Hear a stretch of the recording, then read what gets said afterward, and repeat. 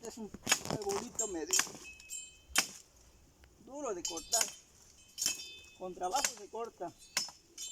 Bueno, esto tuvimos que venirlo a cortar porque estamos arreglando allá el jardín en la casa.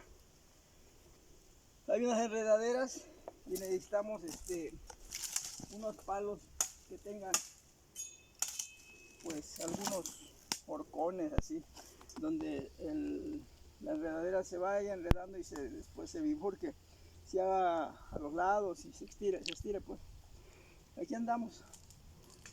Ahorita ya se acabaron los aguachocos que hace 2 semanas, pero había por todos lados bolitas rojas que se disfrutan en el campo, ¿no?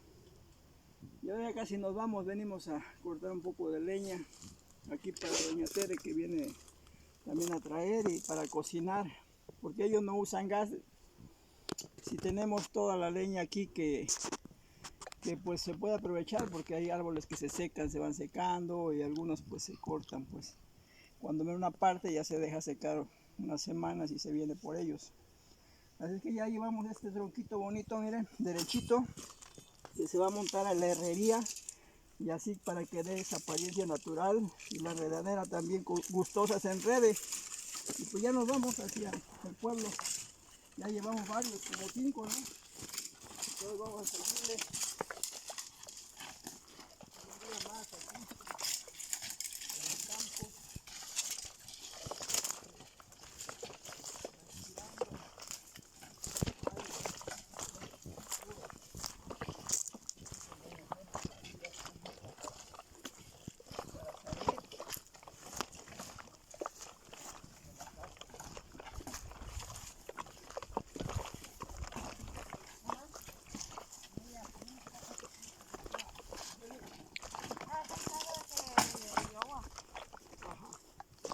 Pues aquí estamos ya, listos ya para irnos a la casa, al pueblo.